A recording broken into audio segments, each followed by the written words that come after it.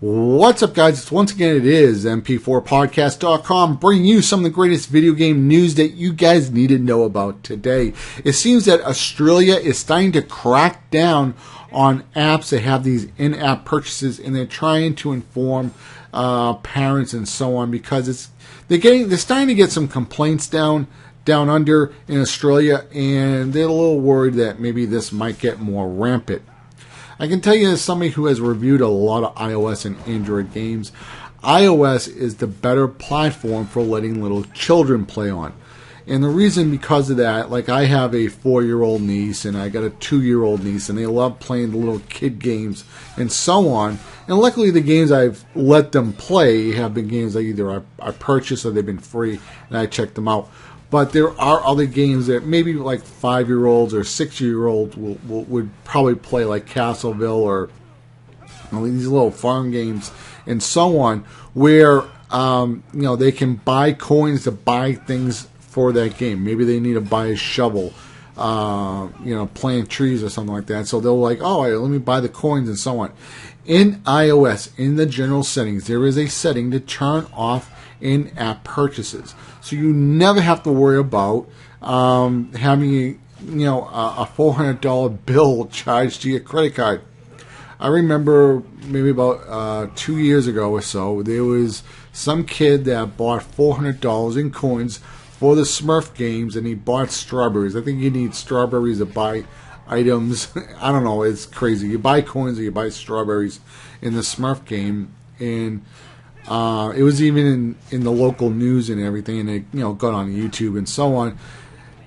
And I just want to say this to parents: you need to be on top of the technology that your kids are playing on. Okay, if it's Nintendo, it's probably gonna be really safe. They don't have any of that stuff in Nintendo. But when it comes to like things that have your credit card really tied to it, things that you're just like, I'm gonna purchase this app on Google Play or on iOS or so on, you need to be a little bit more aware of these things. I can tell you for Google, like if you have a Google phone or tablet or whatever, there are apps that make it very simple to turn off your Wi-Fi. It's like a widget. You just click it, boom, the Wi-Fi is dead on that device. So if the Wi-Fi is off on that device, your child will not be able to purchase any in-app purchases. Now, I don't think there's anything in Android that you can just click or something that will disable in-app purchases like iOS, but at least there is that feature to turn off Wi-Fi. I think iOS does it right. I think Android just has to catch up. Maybe that feature is being implemented in the new version of Android. And if you are an Android user, let them know on Twitter or Facebook or Google Plus. Let the Android team, the people that work on this, that you want this feature.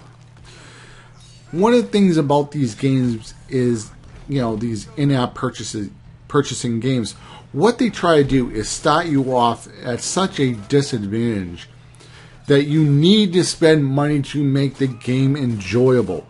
I can tell you right here, I am playing Injustice Gods Among Us. This is the PlayStation 3 version.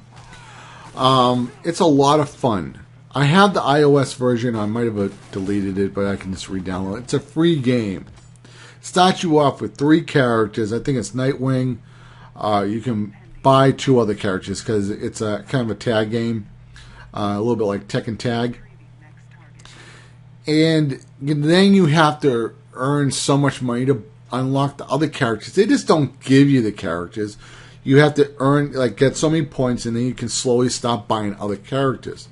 You could probably spend $500 on the iOS version of Injustice, unlocking all the other characters. Like the really expensive characters are going to be Batman, Superman, and so on. Those are the most expensive characters.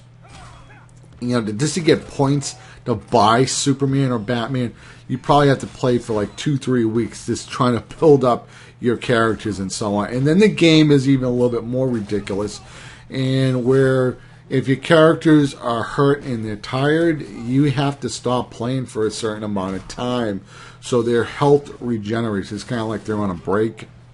But if you don't want to wait, you can spend some money and get some jolts or juice or whatever, where it re-energizes the characters and you can keep on playing the game.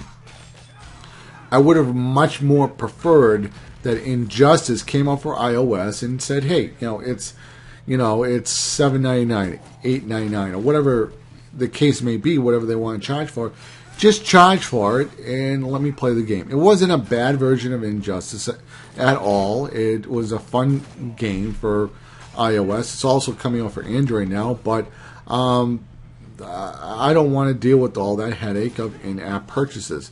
Some games do work better with in-app purchase. I heard League of Legends and some of the free-to-play games actually do it right on PC. But anyway, guys, this has been mp4podcast.com signing out. And if you enjoyed this video, hit the subscribe button. I'm making more videos all the time. So once again, guys, let me know how you feel about in-app purchases.